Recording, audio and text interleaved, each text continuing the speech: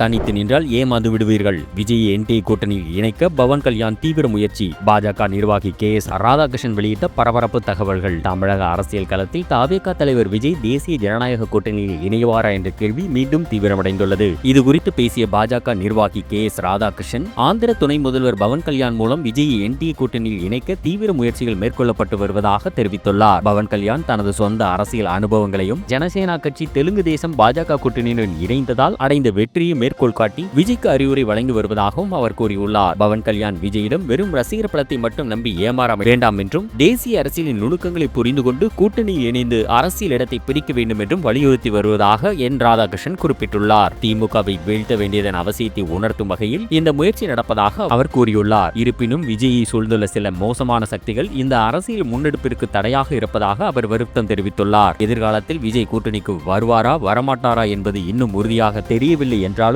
இதற்கான வாய்ப்புகள் பிரகாசமாகவே இருப்பதாக அவர் கூறியுள்ளார். ஆந்திராவில் பவன் கல்யாண் சாதித்தது போல தமிழகத்தில் விஜயும் கூட்டணியில் இணைந்து துணை முதல்வர் போன்ற முக்கிய பொறுப்புகளை பெற்று தனது அரசியல் அடித்தளத்தை வலுப்படுத்த வேண்டும் என்பதே பவன் கல்யாணின் ஆலோசனையாக இருக்கிறது. அரசியல் களத்தில் திடீர் திருப்பங்களை ஏற்படுத்தும் இந்த தகவல் வரும் தேர்தல்களில் பெரும் எதிர்பார்ப்பை உருவாக்கியுள்ளது. இந்தியா யாருடைய உத்தரவுக்கும் கட்டுப்படாது. ட்ரம்பை டாக் செய்து கமல்ஹாசன் ஆவேசம். இறையாண்மை குறித்து உலக நாயகன் விடுத்த அதிரடி அறிக்கை. இந்தியா ரஷ்யாவிடமிருந்து கச்சா எண்ணெய் வாங்குவதற்கு அமெரிக்க அனுமதி அளித்ததாக அமெரிக்க அதிபர் ட்ரம்பின் ஆலோசகர் ஸ்காட் பெசன்ட் தெரிவித்த கருத்து இந்திய அரசியல் களத்தில் பெரும் கொந்தளிப்பை ஏற்படுத்தியுள்ளது. இந்த விவகாரத்தில் எதிர்க்கட்சிகள் பலவும் கண்டனம் தெரிவித்து வரும் நிலையில் மக்கள் நீதி மய்ய தலைவர் கமல்ஹாசன் தனது கண்டனத்தை பதிவு செய்துள்ளார். அமெரிக்க அதிபரின் அதிகாரப்பூர்வ ட்விட்டர் கணக்கை டாக் செய்து கமல்ஹாசன் பதிவிட்டுள்ள ட்வீட்டில், டியர் பிரசிடென்ட், இந்தியாவின் மக்கள் சுதந்திரமான இறையாண்மை கொண்ட தேசத்தைச் சேர்ந்தவர்கள். நாங்கள் தொலைதூர வெளிநாடுகளின் உத்தரவுகளுக்கு இனி கட்டுப்படுவதில்லை. தயவு செய்து உங்கள் வேலையை மட்டும் பாருங்கள். இறையாண்மை கொண்ட நாடுகளுக்கு இடையே பரஸ்பர மரியாதைதான் உலக அமைதிக்கு அடிப்படை என்று மிக காட்டமாக தெரிவித்துள்ளார். ரஷ்ய எண்ணெய் விவகாரத்தில் இந்தியாவின் இந்த தலையீடு இந்தியாவின் இறையாண்மையை அவமதிப்பதாக பல்வேறு தரப்பிலும் விமர்சனங்கள் எழுந்துள்ளன. முன்னதாக ராகுல் காந்தியும் இந்தியாவின் வெளியுறவு கொள்கை நமது மக்களின் விருப்பப்படியே இருக்க வேண்டுமே தவிர பிற நாடுகளின் கட்டுப்பாட்டில் இருக்கக்கூடாது என சாடியிருந்தார். இந்த விவகாரத்தில் ட்ரம்ப் தரப்பு சர்வதேச எண்ணெய் பற்றாக்குறையை காரணமாக கூறி தற்காலிக அனுமதி வழங்கப்பட்டதாக நியாயப்படுத்தி இருந்தாலும் கமல் மற்றும் பிற தலைவர்களின் இந்த வெளிப்படையான கண்டனங்கள் சமூக வலைதள பக்கங்களில் தற்போது கவனம் பெற்று வருகின்றன.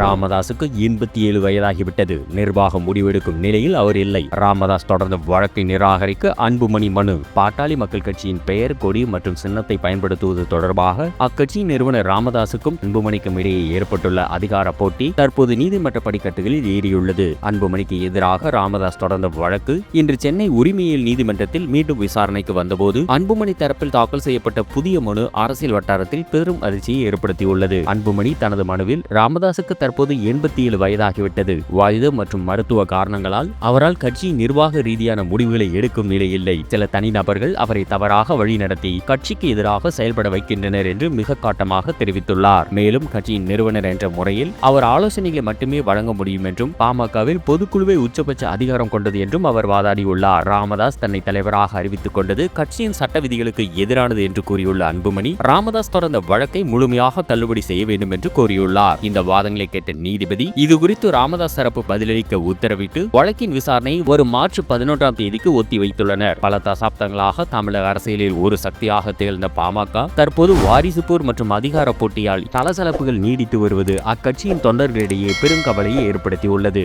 செல்லா காசுகளை சேர்க்கும் திமுக. ஓபிஎஸ்ஐ ஆமை என்று சாடிய எடப்பாடி பழனிசாமி.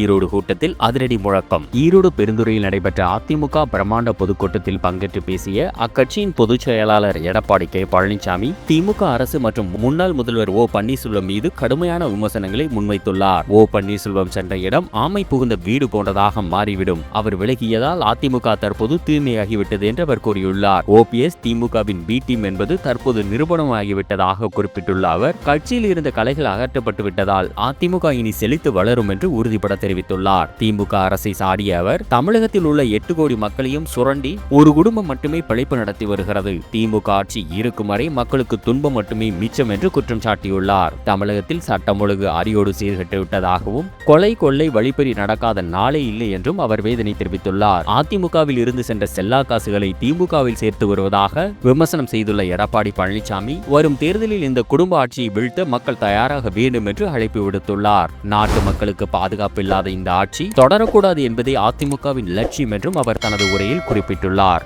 புலியை பார்த்து பூனை கோடு போட்ட கதை. விஜயின் வாக்குறுதிகளை சாடிய திருமாவளவன்.